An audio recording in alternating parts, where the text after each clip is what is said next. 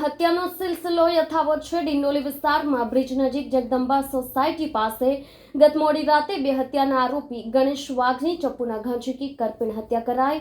હત્યાને પગલે ડિંડોલી પોલીસનો કાફલો ઘટના સ્થળે દોડી આવી કાર્યવાહી કરી હતી। ડિંડોલી વિસ્તારમાં બે હત્યાના આરોપીની મોડી રાત્રે ચપ્પુના ઘા મારી 3 થી 4 લોકોએ ઘાતકી હત્યા કરી નાખી હતી। ઘટનાની જાણ થતાં ડિંડોલી પોલીસનો કાફલો ઘટના સ્થળે પહોંચી ગયો હતો। પોલીસ સૂત્રો પાસેથી મળતી માહિતી મુજબ શહેરમાં છેલ્લા કેટલાય સમયથી હત્યાનો સિલસિલો યથાવત છે, ત્યારે ડિંડોલીમાં વધુ એક હત્યાનો બનાવ પ્રકાશમાં આવ્યો છે।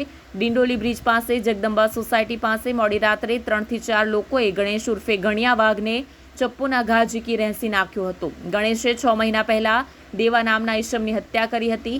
અગાઉ વર્ષ 2020માં કુખ્યાત બુટલેગર કાલુની ઘાતકી હત્યામાં પણ ગણેશ મુખ્ય આરોપી હતો।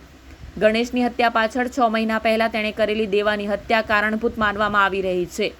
દેવાના ભાઈએ હત્યા કરી હોવાની સૂત્રો પાસેથી માહિતી મળી છે।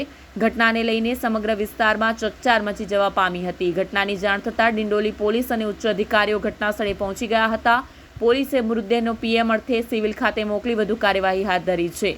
આજરોજ ડિંડોલી પોલીસ સ્ટેશન વિસ્તારમાં જગદંબાનગર સોસાયટીમાં હત્યાનો એક બનાવ બન્યો છે। આ ઘટના અત્યારે સાંજના 8:30ની આસપાસની છે। આ ઘટનામાં જે મરણ જનાર છે એનું નામ ગણેશ વાઘ છે। એમાં એના મિત્રો સાથે બેસેલ હોવાની પ્રાઇમરી ઇન્ફોર્મેશન છે, પરંતુ આ ઘટના એમાં મિત્રોમાંથી કોઈએ કરી છે અથવા અન્ય કોઈ કરી છે એની તપાસ અત્યારે ચાલુ છે। જે આરોપી છે એની અમે જાંચ પડતાલ કરી રહ્યા છીએ। એને નજરે જોનાર કોઈ છે કે નહીં એ અથવા સીસીટીવી ફૂટેજ મારફત પણ અમે તપાસી રહ્યા છીએ। એક આરોપી છે કે કેટલા વધારે છે એ પણ અમે તપાસી રહ્યા છીએ। જે પણ માહિતી મળશે એ મુજબ આગળની કાયદેસરની કાર્યવાહી કરવામાં આવશે।